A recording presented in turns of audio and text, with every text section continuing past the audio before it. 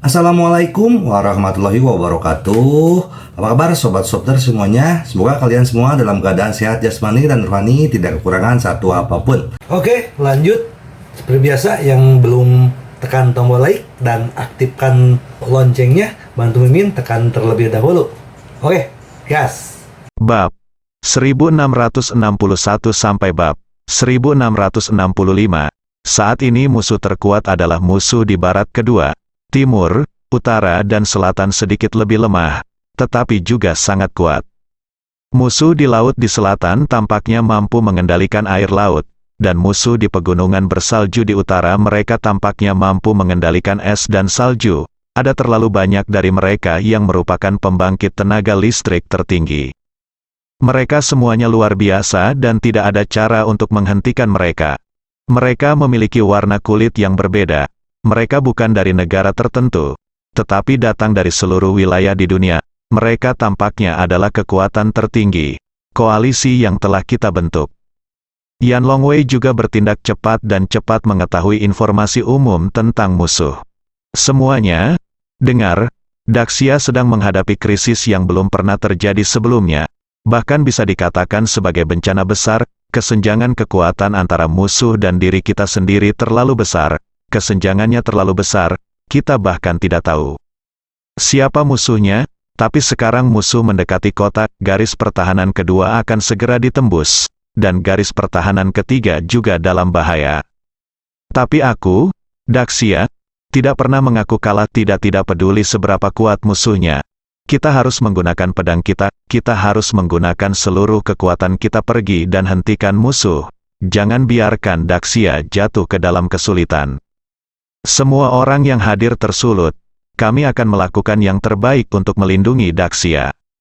Berikan perintah, Xiao Feng dan 100 orang lainnya dari proyek Qianlong, serta Istana Zentian, 9 Raja Surgawi dan pasukan mereka akan pergi ke wilayah timur segera. Ngomong-ngomong, kirim yang lain pergi bersama pelindung negara. Perintahkan keluarga Raja Medis untuk memimpin setengah dari ahli tingkat tertinggi di bawah pengawal Yan Long ke perbatasan barat untuk menghentikan musuh. Sisanya dibagi menjadi 2 pasukan, dipimpin oleh Dailin, 2 pelindung negara, ke utara dan selatan. Masukkan dukungan, lalu kirimkan semua senjata dan perlengkapan yang ada untuk mendukung 4 teater. Untuk waktu, semua cadangan pengawal Yan Long dikerahkan untuk mendukung. Perang yang belum pernah terjadi sebelumnya akan segera dimulai. Hari ini adalah pernikahan putra tertua dari keluarga Raja Pengobatan. Oke. Sudah dekat sekarang, pernikahan macam apa yang ada di sana? Cepat dan biarkan keluarga Raja Pengobatan ikut bertarung. Mobil pernikahan, Wang Qingyu tersenyum di bibirnya. Dia akhirnya mendapatkan Xiao Qin. Xiao Qin memenuhi semua persyaratannya. Kuncinya adalah Xiao Qin juga bisa membantunya meningkatkan kekuatannya. Xiao Qin merasakan tatapan panas Wang Qingyu, dan dia sangat bosan dan jijik. Tapi mengingat keselamatan Ye Junlin, Xiao Qin mengertakkan gigi dan mengepalkan tinjunya erat-erat. Xiao Qin, mulai sekarang kamu adalah nona muda dari keluarga Raja Medis, aku akan memperlakukanmu dengan baik. Sentuhan keserakahan melintas di mata Wang Qingyu. Tak lama kemudian, semua orang tiba di tempat pernikahan. Semua pemimpin tertinggi keluarga Raja Medis berkumpul, dan ada juga banyak pembangkit tenaga listrik tertinggi yang datang untuk mendukung mereka. Keluarga Raja Medis memiliki status yang sangat tinggi. Adegan itu berlangsung meriah, Ye Junlin dan yang lainnya juga menghadiri pernikahan tersebut sebagai anggota keluarga. Keluarga Raja Pengobatan mengadakan pernikahan dengan cara pada zaman dahulu. Xiao Qin dan Wang Qingyu ingin memuja langit dan bumi, lalu aula tinggi dan seterusnya. Meskipun Xiao Qin enggan dalam segala hal, demi keselamatan Ye Junlin, dia hanya bisa menyembah langit dan bumi bersama Wang Qingyu. Pernikahan berlangsung, sujud ke langit dan bumi. Xiao Qin dan Wang Qingyu berdiri bersama saat mereka hendak berlutut. Hati Xiao Qin dipenuhi dengan keputusasaan. Selama dia berlutut, dia tidak punya harapan. Dia setara dengan menikahi Wang Qingyu dan mereka adalah suami istri. Untuk saudara ipar, selamat tinggal, Xiao Qin perlahan membungkuk dan berlutut. Boom, pada saat kritis, tiba-tiba terdengar suara berisik. Tidak, sesuatu yang buruk telah terjadi. Daxia sedang dalam krisis dan diserang dari segala arah. Bencana terbesar Daxia akan datang. Seseorang bergegas datang dan memberitahu semua orang berita itu sekeras-kerasnya. Jika kata-katanya tidak mengejutkan, maka saya akan mati. Begitu kata-kata ini keluar, ekspresi semua penonton berubah drastis. Retak, klik, semangkuk teh di tangan Raja Yi, penguasa keluarga Raja Medis, jatuh ke tanah. Xiao Qin dan Wang Qingyu juga tiba-tiba berhenti. Apa? Ye Junlin terkejut. Meskipun dia sudah menduganya, dia tidak menyangka hal itu akan terjadi hari ini. Pada hari pernikahan Xiao Qin, mereka melancarkan serangan. Li Ziran dan banyak anggota keluarga lainnya memandang Ye Junlin dengan heran. Dia benar melakukannya. Hari ini memang bukan hari yang baik. Hal besar terjadi, Daxia diserang, dalam dilema terbesar. Apa yang terjadi di sini? Siapa yang berani menyerang Daxia? Semua orang merasa seperti akan hancur berkeping-keping. Kami belum tahu siapa musuhnya. Kami hanya tahu bahwa ada musuh dari segala arah. Dan mereka sangat kuat. Kekuatan tertinggi yang tak terhitung jumlahnya menyerang Daxia dengan nyawa mereka. Dunia akan segera mengetahuinya. Orang yang datang untuk melaporkan berita itu berkata tanpa daya. Saat ini, sebuah helikopter keluar. Beberapa orang dari Yanlongwei datang. Raja Medis sedang dalam masalah. Sekarang musuh di luar Daxia menyerang dengan gila-gilaan. Tolong minta keluarga Raja Medis dan para senior untuk bertanggung jawab atas situasi keseluruhan. Pengawal Yanlong telah membuat pengaturan. Jika kamu mau, kamu bisa pergi ke teater wilayah barat untuk dukungannya. Perintah ini sangat mendesak. Saya harap Raja Medis akan segera berangkat. Terlambat 1 detik, dan Daxia akan berada dalam bahaya yang lebih besar. Yanlongwei bahkan tidak berani secara langsung pesan keluarga Raja Medis. Sebaliknya, gunakan nada konsultatif. Setelah Yanlongwei menyampaikan perintahnya, dia segera pergi. Mereka mempunyai tugas lain. Namun adegan pernikahan itu benar-benar sunyi. Terutama Wang Qingyu yang tercengang. Hal seperti ini terjadi di pernikahannya. Kakek, bisakah kita mengabaikannya saja? Ayo kita lanjutkan pernikahannya dulu. Wang Qingyu memohon. Hal yang sama berlaku untuk kebanyakan orang di keluarga Medical King. Bagaimanapun, mereka memiliki hubungan kerja sama dengan Yanlongwei. Mereka tidak melakukan hal putus asa seperti ini.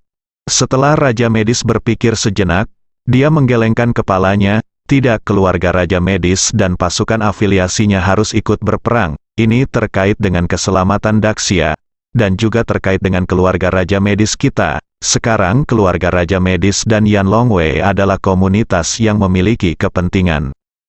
Jika terjadi krisis di Daxia, status dan sumber daya keluarga Raja Medis saat ini tidak akan tersedia lagi. Jika mereka ingin mempertahankan apa yang mereka miliki sekarang, mereka harus berperang. Hei, masalah ini, meskipun Wang Qingyu dan yang lainnya tidak senang dalam segala hal, mereka hanya bisa bergabung dalam pertempuran.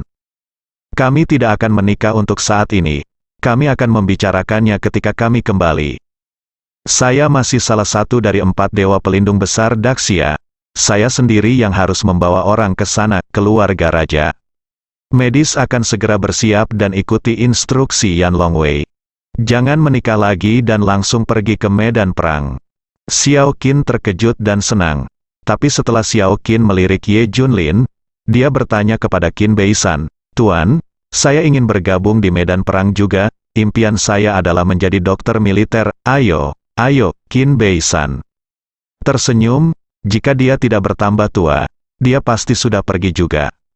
Sekitar beberapa jam kemudian, tersiar kabar bahwa Daxia diserang musuh asing. Jalanan dan gang dipenuhi berita bencana di Daxia. Surat kabar dan situs web besar penuh dengan berita. Daxia telah menghadapi bencana yang belum pernah terjadi selama ratusan tahun. Krisis nasional sedang menghadang kita, dan semua orang perlu bersatu untuk melawan musuh asing. Daxia akan menang. Di mana-mana di Daxia, ada yang panik, ada yang tenang, dan ada yang bersemangat. Beberapa orang berteriak-teriak mencari perlindungan di luar negeri, sementara yang lain melepaskan kewarganegaraan Daxia mereka dan bergabung dengan negara lain. Khususnya, banyak selebritis dan orang kaya yang segera meninggalkan Daxia dan mengungsi ke luar negeri setelah menerima kabar tersebut. Ada yang negatif, ada yang negatif. Tentu saja ada sisi positifnya juga. Dan itu menempati sebagian besar, ada anak-anak muda yang antusias bergegas ke medan perang, dan ada juga para veteran yang kembali mengangkat pedang. Ada bidadari berbaju putih yang buru-buru bergegas menuju medan perang, dan ada juga tim kendaraan yang spontan mengangkut perbekalan. Dalam sekejap, seluruh Daxia menjadi hidup, semua orang bekerja keras untuk Daxia. Meski kontribusi setiap orang tidak signifikan, namun ketika kekuatan-kekuatan ini bersatu, mereka menjadi lautan luas. Bangsa yang abadi dan negara yang kuat tidak pernah bergantung pada kekuatan satu orang. Kekuatan semua orang yang bersatu itulah yang paling kuat. Saat bencana melanda, tentara Daxia tidak jatuh, dan penduduk Daxia tidak jatuh. Kegigihan dan semangat juang Daxia tercermin dengan jelas pada saat ini. Daxia tidak bisa dikalahkan, biarpun ada perbedaan besar antara musuh dan diri kita sendiri. Tapi bagaimanapun juga, kemenangan adalah milik Daxia. Tidak peduli seberapa kuatnya Anda tidak dapat mengalahkan bangsa yang ulet ini. Karena bangsa ini ulet sekali, tulang dan janggut yang patah mengarah ke langit. Ini tidak tersedia di tempat lain. Ini Daxia. Negara para pahlawan, sekarang seluruh Daxia sedang meledak. Hal yang sama berlaku untuk Jiang Bei, keluarga Zhao. Sekarang krisis nasional sedang terjadi, kita tidak bisa mengabaikannya, kita juga harus melakukan yang terbaik. Wu Mulan dan Zhao Jiangwo telah mempersulit Ye Junlin di masa lalu. Namun di saat krisis di Daxia, dia tetap menunjukkan sisi baiknya. Saya mengajukan diri untuk bergabung di medan perang, saya akan mengabdi pada Daxia. Zhao Yuan adalah orang pertama yang berdiri. Baiklah, kalau begitu keluarga Zhao kita akan menyediakan uang dan perbekalan untuk memberikan dukungan penuh. Dibandingkan dengan antusiasme keluarga Zhao, pihak keluarga Li benar-benar diam. Ketika krisis melanda, mereka memikirkan cara melindungi diri mereka sendiri. Mereka semua memikirkan retret mereka di masa depan. Bahkan Li Songkui, Zhang Wentao dan lainnya sudah menjadi ahli tingkat dewa. Memiliki banyak keterampilan tempur dan sumber daya pelatihan serta obat ajaib. Tapi mereka menghindarinya seperti orang normal. Keterampilan yang telah saya kembangkan tidak bisa disia-siakan, saya juga akan ikut perang. Kakak ipar, ikut sertakan saya akan ikut juga. Li Ziran dan Zhou Nanian juga akan ikut perang. Orang tuamu tidak setuju kamu pergi, apa yang akan terjadi pada anak itu jika kamu pergi? Junjun masih sangat muda. Iya, jika sesuatu terjadi padamu, apa yang akan kami lakukan? Li Wenyuan dan Zhao Yalan dengan tegas tidak setuju. Ayah dan ibu, negara ini sedang dalam krisis, jika negara ini hilang, bisakah kita tetap berkeluarga? Jika semua orang berpikir seperti ini, bisakah Daxia diselamatkan? Jika bukan karena Junjun yang terlalu muda, aku akan melakukannya telah membawanya bersamaku. Junjun pergi ke medan perang bersama, bantah Li Ziran. Hei, banyak orang menghela nafas, ini adalah perang yang kejam. Terkadang orang tua dan anak-anak juga terpaksa pergi ke medan perang. Tidak ada yang bisa kami lakukan, Ye Junlin. Apa yang kamu lakukan? Istrimu akan pergi ke medan perang, dan anak-anakmu tidak peduli berapa umur mereka akan pergi. Apakah kamu setenang pria dewasa? Ya, kamu. Dulu pernah menjadi dewa perang di Kunlun. Mengapa kamu takut dengan ratusan negara? Kamu tak tertandingi di dunia ini, kamu dilahirkan di era yang baik. Ketika krisis yang sebenarnya datang, kamu bukan siapa-siapa. Iya. Dalam hal ini era ketika pejuang merajalela, apa yang dapat Anda lakukan? Apa yang dapat Anda gunakan untuk melindungi Anda, istri dan anak-anak Anda? Bagaimana Anda bisa melindungi negara Anda? Semua orang menuding Ye Junlin. Bahkan Li Songkui dan orang lain yang bersembunyi pun menuduh Ye Junlin. Semua orang mempunyai landasan moral yang sama. Ye Junlin, Kamu bahkan tidak berani kentut di saat seperti ini. Apakah kamu laki-laki? Apakah kamu seorang pejuang Daxia? Bagaimana kamu bisa melindungiku? Tiba-tiba, sinar dingin keluar dari mata Ye Junlin. Lindungi dengan tinjumu? Hahaha. Semua orang tertegun sejenak. Lalu semua orang tertawa. Anda, orang biasa, menggunakan tinju. Benar-benar lucu, Ziran.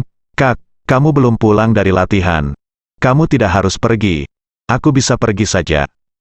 Kata Ye Junlin. Kamu ingin pergi, lalu kenapa kamu tidak pergi sekarang? Semua orang bertanya. Ye Junlin mencibir. Aku sedang menunggu seseorang. Hahaha, jika kamu tidak berani pergi, kamu tidak berani pergi.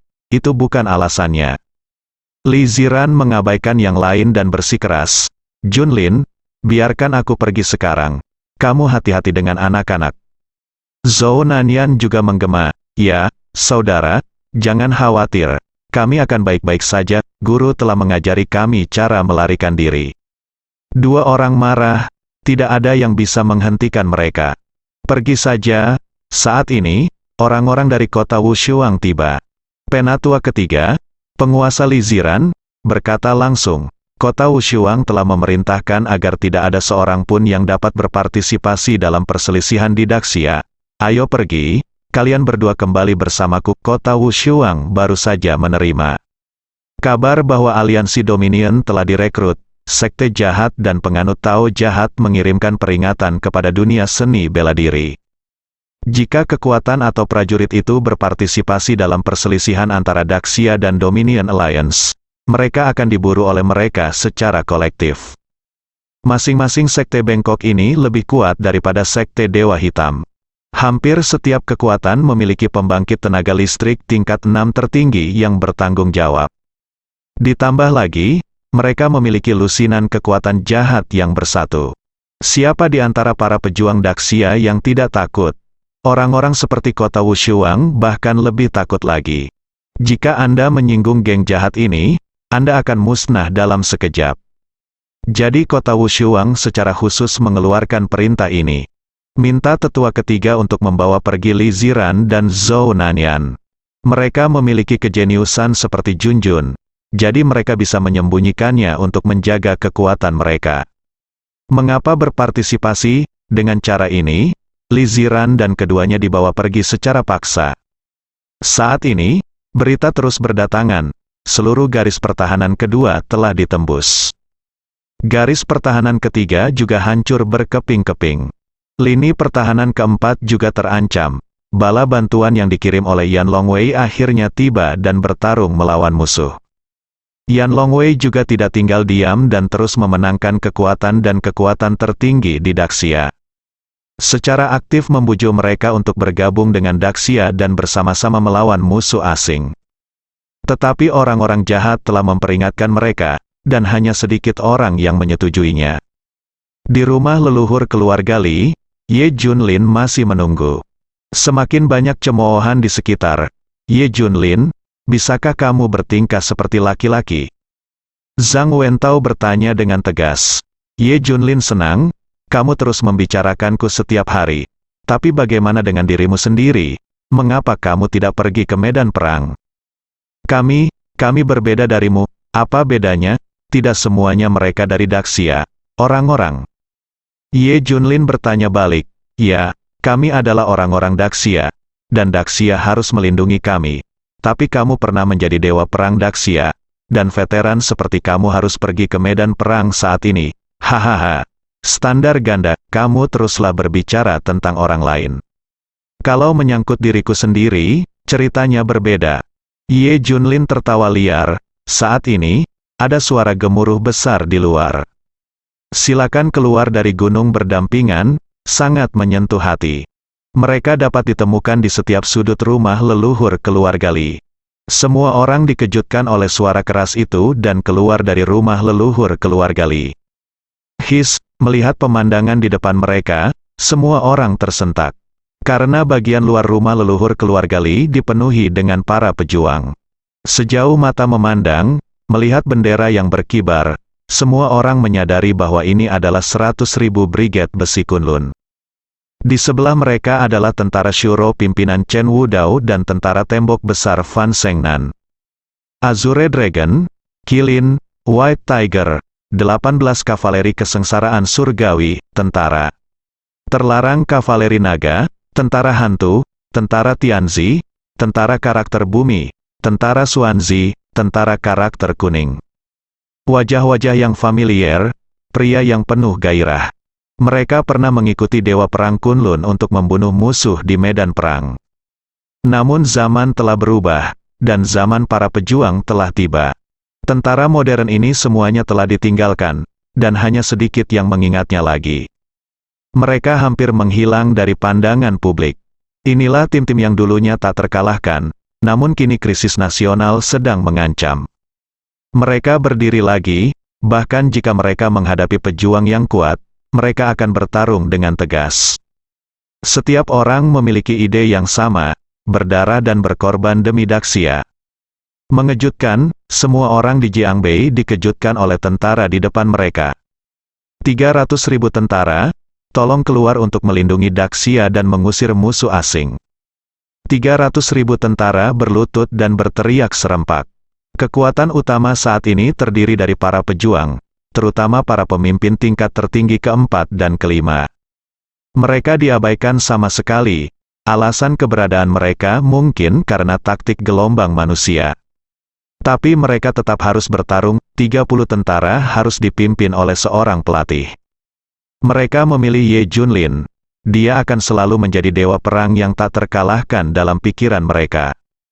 Mendengarkan suara menggelegar, semua orang di keluarga Li hampir tercengang. Saat ini, Ye Junlin berjalan keluar perlahan.